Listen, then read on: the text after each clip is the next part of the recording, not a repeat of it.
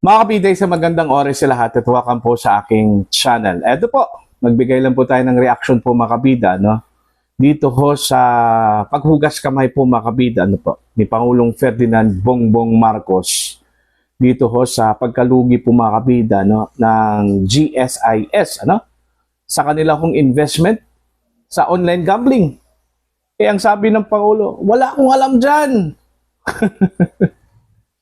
Hindi po niya alam, mga kabida, ano, kung ano na yung pinaggagawa po ng kanyang ahensya po sa pamahalaan po, ano, mga kabida.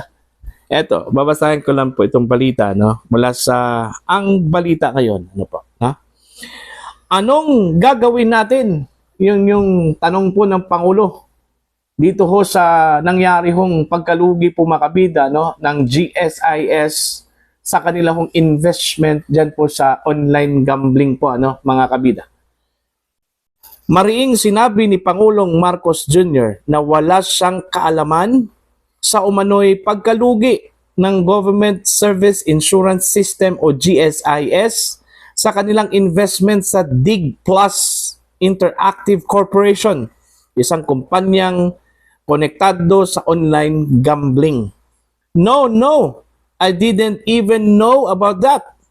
Hindi ko alam na may ganon ang GSIS, giit ni Marcos Jr.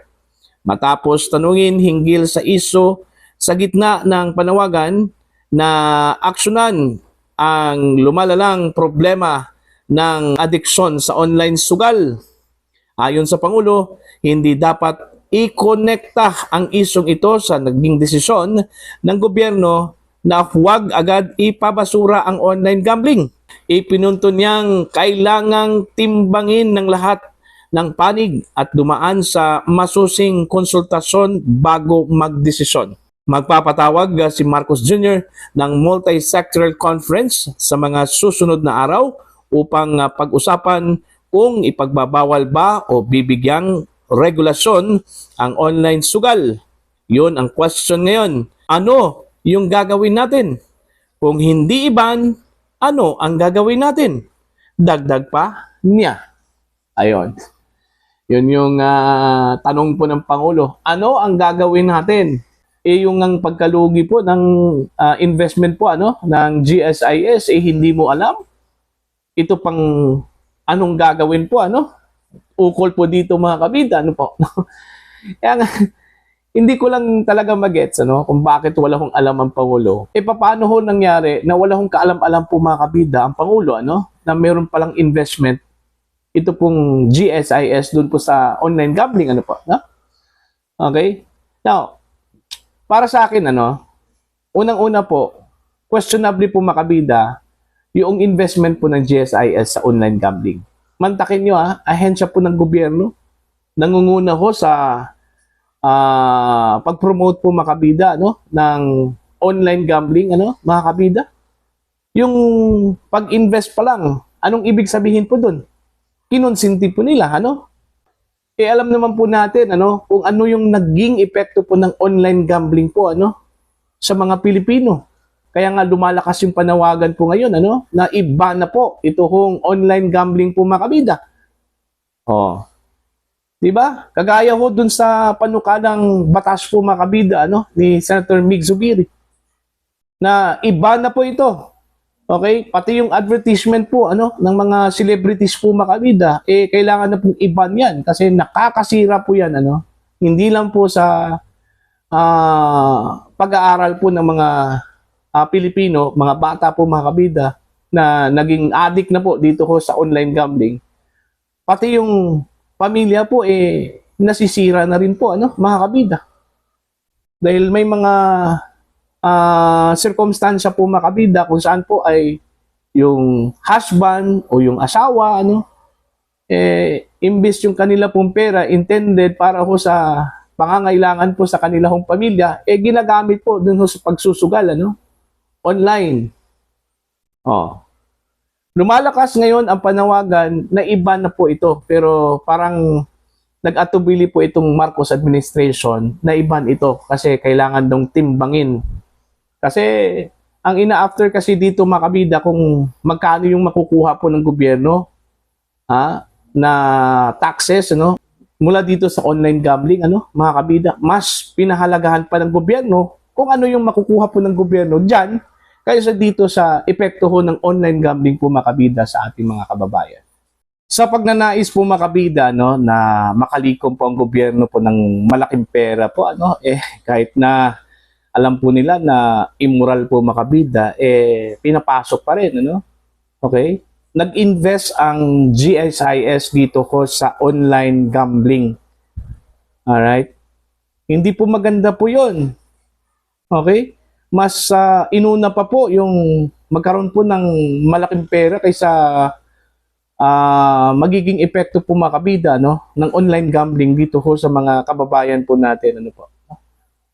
Ever since, hindi ho maganda ang sugal, mga kabida. Pwera lang po dun po sa mga nagsusugal, Hindi po maganda po, mga kabida. At sana, manguna po ang gobyerno ho dito, hindi po dapat ipakita po ng gobyerno na kinonsinti po, mga kabida, ito pong sugal. Ang dami naman pong pwedeng pagkakakitaan po, mga kabida. Hindi po itong sugal, Meron na po tayong physical gambling, mga kabida. Okay? Meron naman pong PAGCOR, Okay? Philippine Amusement and Gaming Corporation. Okay lang sana kung sila po yung nag-invest ho dito kasi maintindihan mo kasi linya kasi nila yon, mga kabida, yung sugal. Okay? Pero kung ang GSIS, mga kabida, okay, pera po ng mga empleyado po ng gobyerno po yan, kasi yun yung kumbaga magre-retiro po ang mga empleyado po ng gobyerno po, mga kabida, dyan kukunin po sa kanilang pondo sa GSIS po, mga kabida. O, tapos ini-invest lang po sa online sugal. Yan kung totoo po yung lumabas na balita, na nag-invest po ang GSIS at ang nangyari, nalugi, mga kabida, sa online gambling.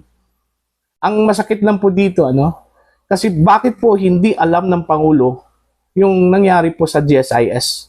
Kung hindi po ito lumabas po sa media po, mga kabida, walang kalam-alam po ang Pangulo po dito, mga kabida. Yun yung masakit po, Ang Pangulo na mismo ng Pilipinas, parang wala akong kalam-alam po, mga kabida.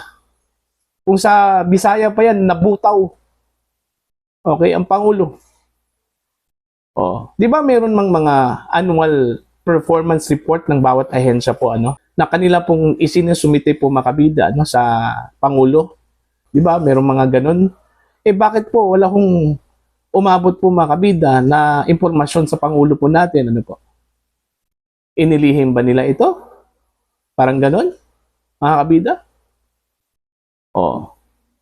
Kung totoo pong nalugi po ang GSIS, napakasayang po yun, mga kabida. Ngayon, dito sa tanong, kung kailangan bang i-ban po ito, alam naman po natin siguro at alam naman po ng gobyerno, ng Pangulo po, na masama po yung epekto po ng online gambling po, mga kabida, sa mga kababayan po natin. Bakit magdalawang isip po ang gobyerno na i-ban ito? Kasi po, mas nangingibabaw po sa kanila, mga kabida, yung pera na pwede hong makuha po natin sa online gambling.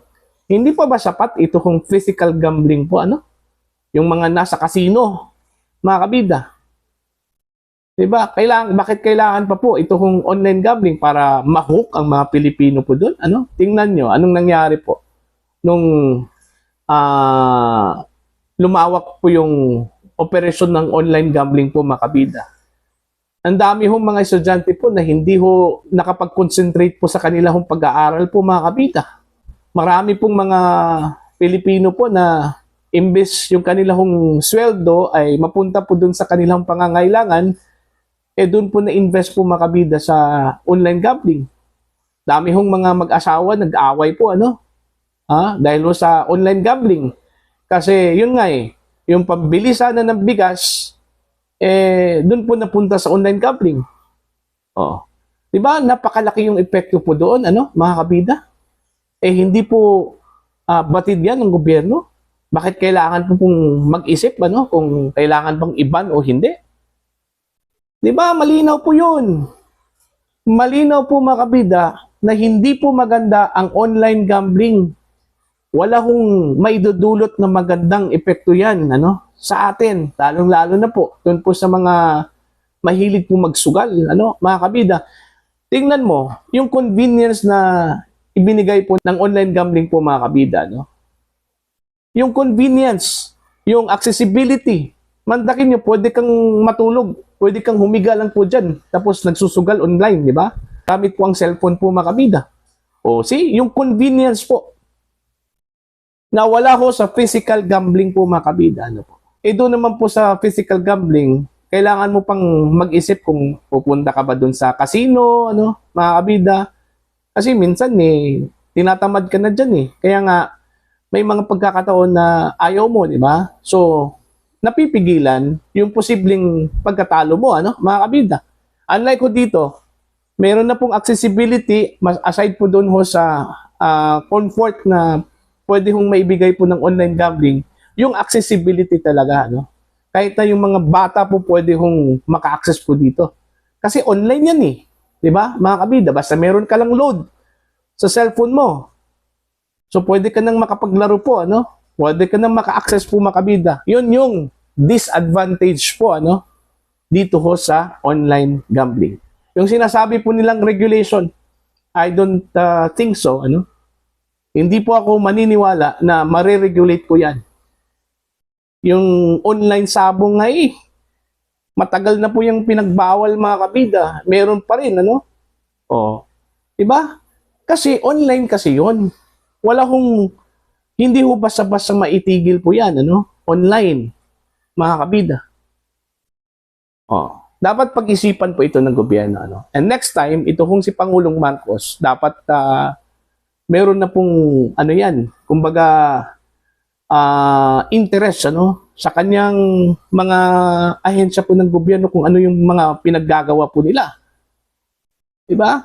Lesson learned po ito sa Pangulo, mga kabida, na dapat may alam ang Pangulo sa mga bawat galaw at kilos po ng kanyang mga ahensya po ng gobyerno.